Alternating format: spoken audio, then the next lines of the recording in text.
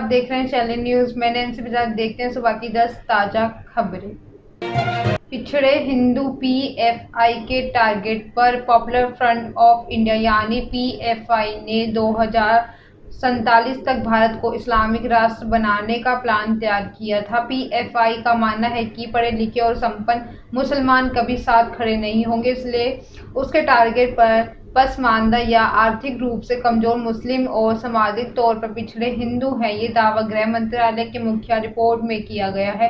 ये रिपोर्ट अभी सेंट्रल एजेंसियों से शेयर की गई है। इसी के बाद पीएफआई पर शिकंजा कसने के लिए सरकार ने एजेंसियों के बाद मिलकर ऑपरेशन ऑक्टोपस शुरू किया। राज्यों की पुलिस, सीआरपीएफ और एटीएस को शामिल किया गया। पहली कड़ी में 22 सितंबर को 11 राज्यों में 96 जगहों पर रेड हुई है। 106 से ज्यादा पीएफआई कार्यकर्ताओं को अरेस्ट किया गया। यह पहली बार है जब ये सभी एजेंसियों ने मिलकर पीएफआई पर इतनी बड़ी कार्रवाई की है। दूसरी कड़ी शुरुआत जल्द ही दक्षिण और पश्चिमी राज्यों में हो सकती है। बलूचिस्तान में पाक सेना का हेलीकॉप्टर क्रैश। पाकिस्तान के बलूचिस्तान में 26 सितंबर यानी आज सेना का हेलीकॉप्टर क्रैश हो गया है। इसमें 2 पायलट समेत 6 पाकिस्तानी सेना अधिकारियों की मौत हो गई। इसकी जानकारी सेना के पब्लिक रिलेशंस एसपीआर ने ट्वीट करके दी है। बलूचिस्तान के खोस्ट शहर में सेना के हेलीकॉप्टर 25 सितंबर की रात को फ्लाइंग मिशन पर जा रहे थे।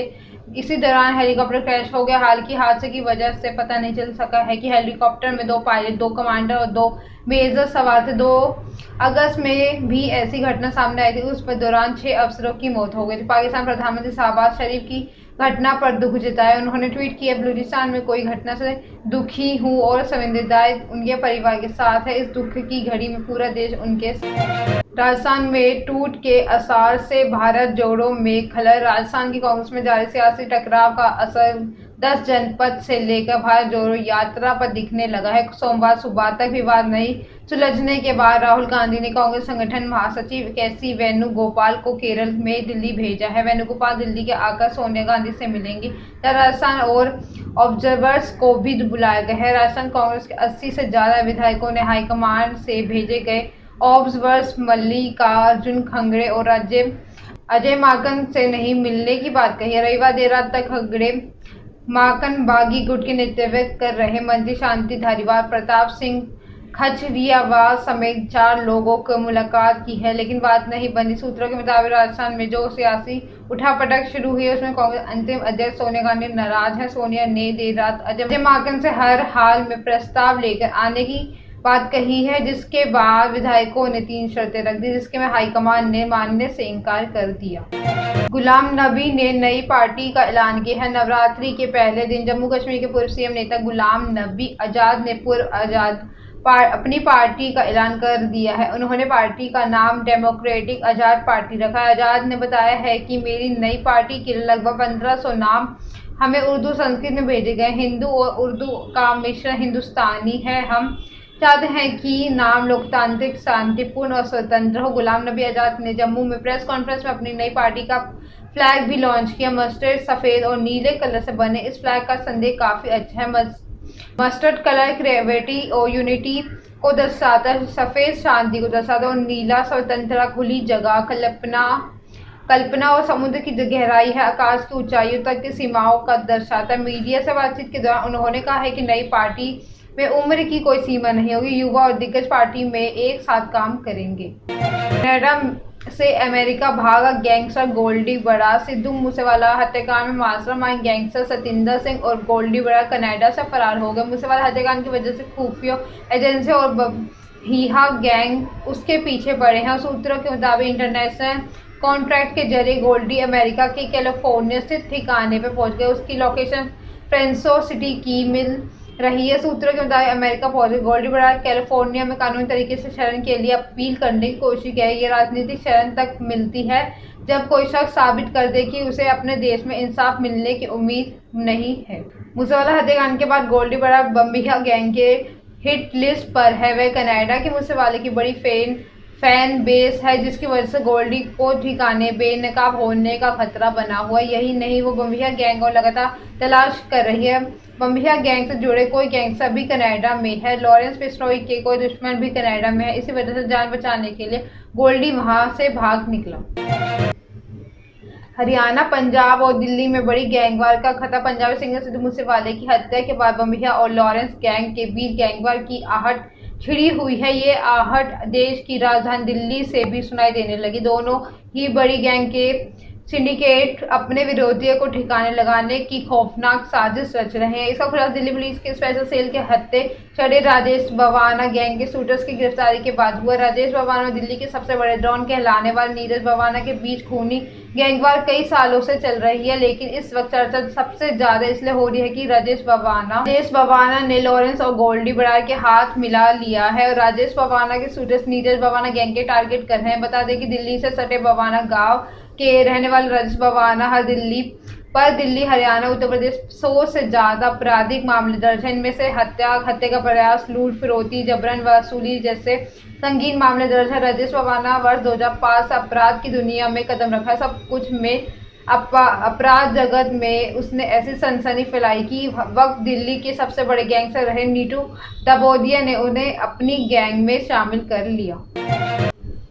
अमेरिका से अपने वैज्ञानिकों को चीन ने बुलाया। चीन ने अमेरिका के सीक्रेट रक्षा प्रोजेक्ट, टॉप यूनिवर्सिटी और कॉलेजों में काम कर रहे चीनी मूल के वैज्ञानिकों को बुलाना शुरू कर दिया। अमेरिका से 2021 में 1415 चीनी वैज्ञानिक अपने देश लौटे हैं, जबकि 2020 में इसमें 1162 वैज्ञानिक लौटे थे। वैज्ञानिकों को बुलाने के लिए चीन की कम्युनिस्ट सरकार ने अपने टैलेंट प्रोग्राम नाम दी है। एक खुफिया रिपोर्ट के मुताबिक चीन लौटने वाले 154 वैज्ञानिक अमेरिका में सीक्रेट हथियार प्रोग्राम के चलाने वाले लॉस एलमोस स्थान है काम कर चुके हैं। अमेरिका के न्यूक्लियर प्रोग्राम लॉस एलमोस में भी चलता है। चीन लौटे वैज्ञानिकों को चीन ने अपने एडवांस ड्रोन मिसाइल से लगाया है। चीन ने पिछले 2 साल के दौरान मध्य पूर्व एशिया सहित अफ्रीका के कई देशों में हथियारों का निर्माण 25% बढ़ाया है। इसमें बड़ा हिस्सा ड्रोन का है। मंडोला समेत 6 गांव के किसानों ने की पंचायत। लोनी में आवास विकास के खिलाफ बड़े मुआवजे की मांग कर लेकर 5 वर्षों से अधिक समय से धरने पर बैठे। मंडोला समेत 6 गांव के किसानों ने धरना स्थल पर पंचायत की है। किसानों पर हो रहे अत्याचार पर दशहरे पर केंद्र राज्य सरकार का पुतला दहन करने की योजना बनाई गई। सोमवार को भी किसानों का आंदोलन जारी रहा। किसान नेता नीरज त्यागी ने बताया है कि पंचायत में जनप्रतिनिधियों द्वारा किए गए प्रचार, किसान नेताओं पर किए गए फर्जी मुकदमे मांगे, राम त्यागी धरने पर आने की आगामी कार्यक्रम आदि विषयों पर चर्चा की।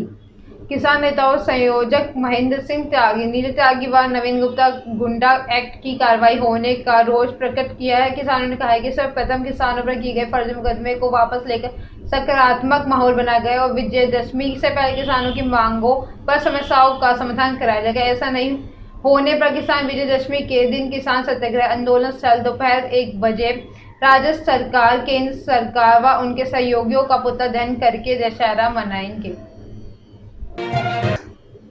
9 साल बाद भारत ने ऑस्ट्रेलिया से होम सीरीज जीती। सूर्य कुमार यादव और विराट कोहली के तूफानी अर्धशतकों के दम पर टीम इंडिया ने तीसरे टी20 इंटरनेशनल में ऑस्ट्रेलिया को 6 विकेट से हरा दिया। इसके साथ ही भारत ने 3 मैचों में सीरीज 2-1 से अपने नाम कर लिए। रोहित शर्मा की टीम ने अपने घरेलू मैदानों पर 9 साल बाद की किसी टी20 सीरीज में ऑस्ट्रेलिया को हराया। टीम इंडिया कांगारुओं को 2013 के बाद टी20 सीरीज में नहीं हरा सकी। उस साल एक मैच की सीरीज खेली गई थी जिसे भारत ने जीता था। वहीं 2017-18 में सीरीज एक बराबरी पर छूटी थी। 2018-2019 में ऑस्ट्रेलिया ने 2-0 से जीत हासिल की थी। 2018-19 की वजह से सीरीज के बाद भारत ने 10 घरेलू टी20 सीरीज खेली और एक बार भी टीम को हार का सामना नहीं करना पड़ा है।